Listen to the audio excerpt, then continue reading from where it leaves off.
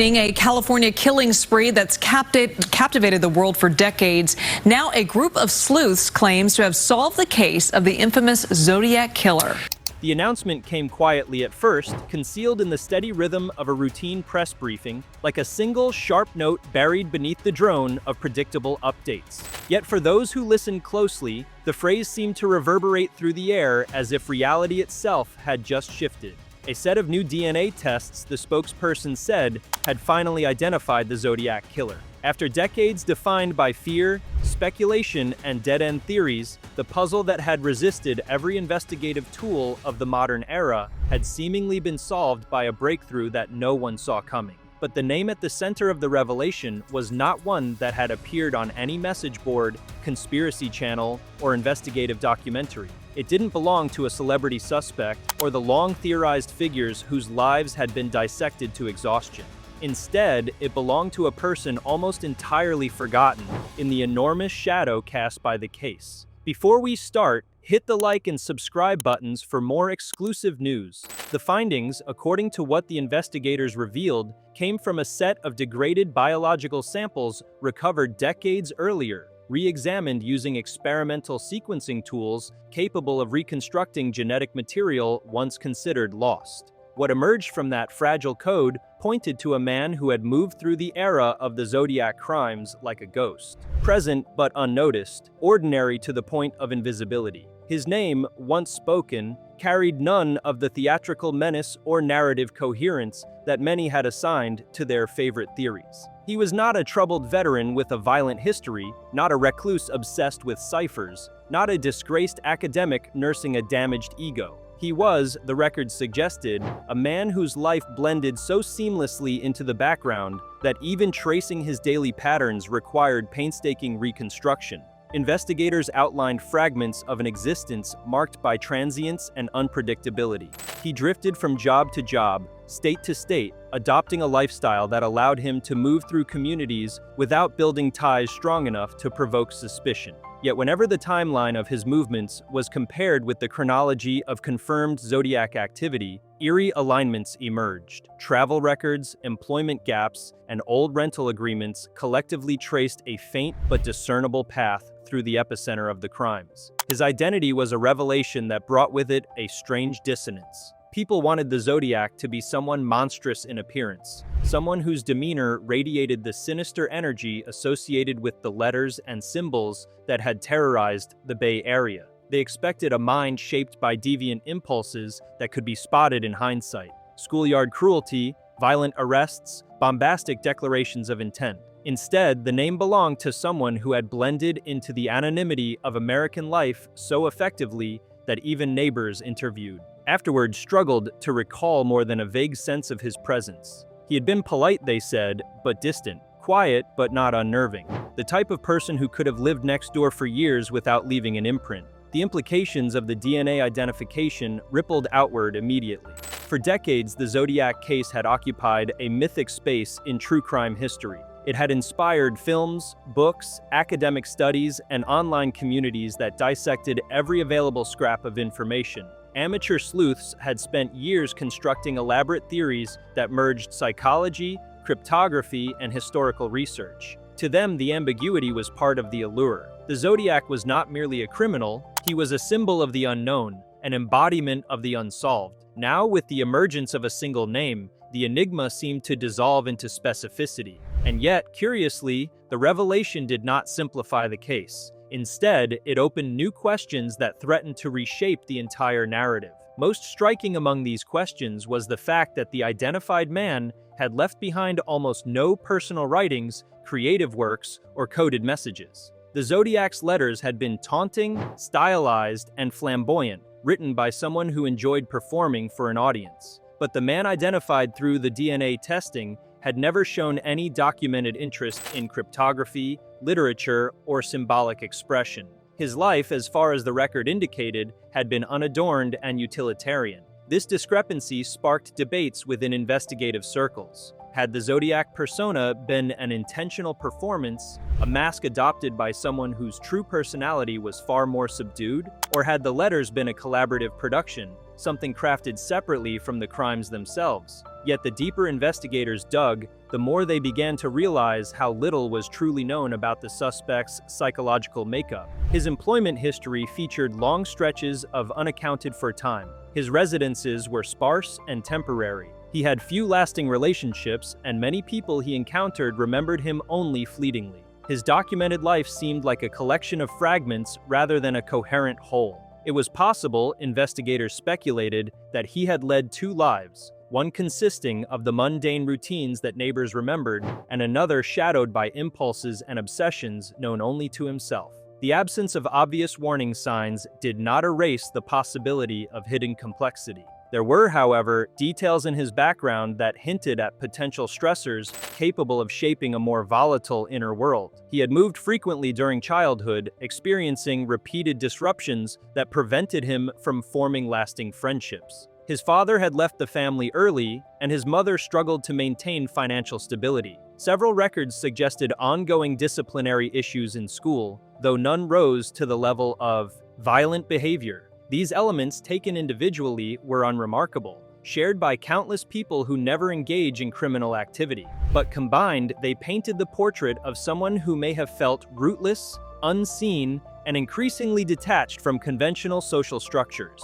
One revelation that drew particular attention involved a job he briefly held in the mid-1960s that required familiarity with technical manuals and precise notation. Some investigators speculated that this experience could have contributed to the peculiar lettering style found in the Zodiac letters. Others argued that the connection was tenuous at best. What fascinated many was that for the first time in decades, the mystery was shifting from speculation about who the Zodiac was to an exploration of how he became who he was. The emergence of a definitive identity forced investigators, historians, and the public alike to re-examine long-held assumptions. The DNA breakthrough also carried broader implications for law enforcement. It demonstrated the transformative power of modern forensic science, particularly in cold cases long thought unsolvable. The technology used to recover viable genetic information from deteriorated samples represented the cutting edge of genomic reconstruction.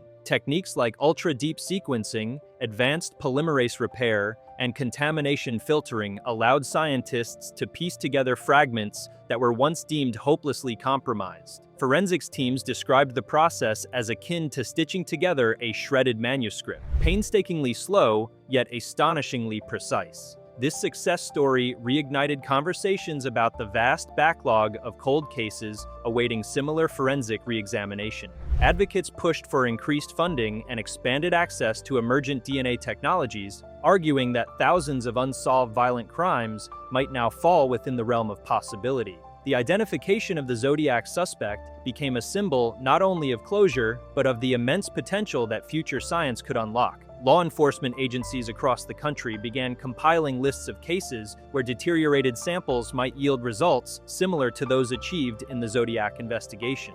For many families who had lived for decades without answers, hope, long dormant, began to resurface. Despite the scientific triumph, the revelation also carried a weight of discomfort. The idea that someone unremarkable could have carried out such meticulously planned acts challenged cultural expectations about criminal psychology. People often cling to narratives in which extraordinary crimes are committed by extraordinary individuals, as if monstrosity should be externally visible, as if danger should reveal itself through cues that the average person could detect. The DNA results shattered this illusion. They forced a reckoning with the possibility that ordinary faces can conceal catastrophic impulses, an unsettling truth that contradicted the reassuring boundaries people often draw between themselves and the perpetrators of violence. As details of the suspect's life emerged, journalists and researchers attempted to map the intersections between his movements and significant cultural shifts occurring during the late 1960s. It was a period marked by political unrest, war, radical social change, and an atmosphere of ideological polarization. Some speculated that the suspect might have absorbed these external tensions, shaping a worldview in which violence became a distorted method of asserting control. Others rejected the idea of environmental catalysts and argued instead that the Zodiac's actions were rooted in personal pathology. But without first-hand accounts or surviving statements from the suspect, such debates remained unresolved. One particularly intriguing element of the identification involved the suspect's known travels during the early 1970s, a period when confirmed Zodiac communications began to decline. He had relocated multiple times, sometimes remaining in a new city for mere months before disappearing again. This pattern had previously been interpreted by researchers as evidence that the Zodiac had been a local offender with limited mobility. The revelation of the suspect's itinerant lifestyle forced investigators to reconsider the geographic scope of potential Zodiac-related crimes. The possibility arose that additional incidents previously attributed to other offenders might warrant reevaluation. The ripple effect expanded beyond criminology and into cultural discourse. For years, the Zodiac Killer had existed as a fixture of popular culture, a symbol of mystery that fueled endless speculation. But the identification through DNA testing challenged the public's relationship with the story. People were forced to confront the gap between the mythologized figure and the ordinary human being at the center of the crimes. The killer's persona, constructed through taunting letters and cryptic symbols, had overshadowed the reality of the lives he ended and the fear he inflicted. With the persona stripped away, attention gradually shifted toward the human cost, victims who had long been overshadowed by the theatrics of their killer. Yet the shift did not eliminate the fascination. Instead, it redirected it. Conversations arose about why certain unsolved cases attain mythic status while others fade into obscurity. Analysts pointed out that the Zodiac case became iconic not simply because of its brutality, but because it unfolded publicly. The killer interacted with newspapers, law enforcement, and the public, creating a narrative that extended beyond the crimes themselves. The DNA identification highlighted how much that narrative had shaped public perception, turning the Zodiac into a character rather than a criminal. Now, with a real identity revealed, those cultural constructs began to unravel. Another unexpected development was the renewed interest in the cryptic communications attributed to the Zodiac. Linguists, codebreakers, and psychologists revisited the letters with fresh eyes, attempting to discern whether the suspect's personal background aligned with the writing style. Some suggested that the writing displayed signs of deliberate mimicry, an attempt to emulate coded military communications or puzzle structures encountered in instructional manuals. Others argued that the writing style indicated a fragmented thought process shaped by isolation and internalized fantasies. Without direct personal writings to compare against the letters,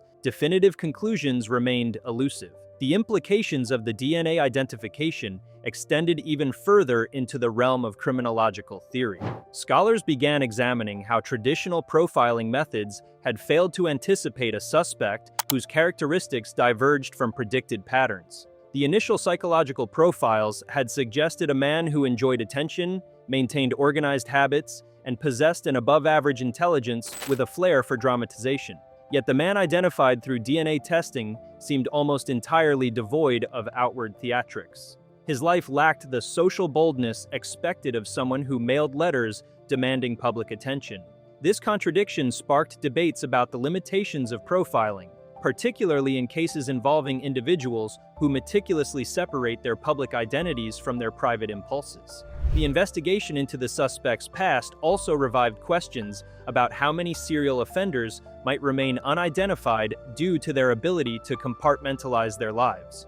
The Zodiac's elusiveness had long been attributed to his cunning, but the new evidence suggested that his anonymity may have stemmed from something far more mundane, a life lived on the fringes, unremarkable enough to evade notice. This raised uncomfortable questions about how society perceives danger and how many individuals capable of violence pass unnoticed through the world. Despite the immense technological progress represented by the DNA breakthrough, the identification could not fully answer the enduring mysteries that had haunted the case. Motives remained speculative. The internal logic behind the choice of victims remained unclear. The significance of the symbols, coded messages, and shifts in communication frequency remain subjects of debate. In a sense, the revelation of the suspect's name closed one door but opened many others. People who had hoped for a neatly resolved narrative were confronted instead with a puzzle missing too many pieces to assemble into a complete picture. The case's transformation sparked broader reflections on the nature of unresolved histories.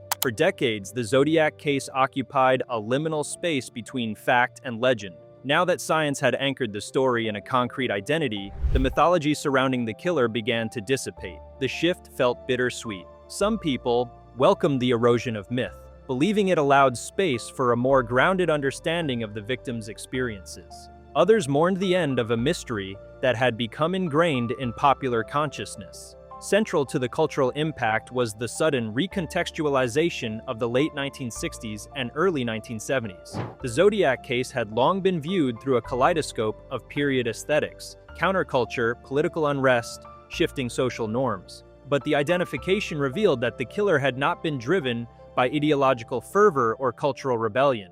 He had not been a symbol of the era's chaos, but a solitary individual who exploited the era's limitations in forensic science. The crimes, once interpreted through the lens of socio-political turbulence, now appeared more starkly as expressions of personal pathology. One of the most profound implications of the DNA identification involved the power of forgotten individuals. The suspect had not been a major figure in any investigation. He had not occupied headlines during the height of the case. He had not been discussed in documentaries or amateur forums. He had slipped unnoticed through the cracks of history. Yet in the quiet anonymity of his life, he had altered the course of public fear, influenced the evolution of criminal investigation, and shaped decades of storytelling. His anonymity, once thought to indicate innocence, had masked a capacity for violence that redefined how investigators assess suspects in major cases. As researchers reconstructed the suspect's life, they encountered numerous inconsistencies, gaps, and unexplained transitions. His movements often defied prediction. He changed residences rapidly, leaving behind minimal possessions. He avoided maintaining long-term legal or financial engagements. He seemed to exist in a perpetual state of impermanence. These traits, while not incriminating in isolation, aligned disturbingly well with the behavioral patterns of an offender capable of avoiding detection. His avoidance of social entanglement allowed him to evade scrutiny. His sparse paper trail deprived investigators of leads.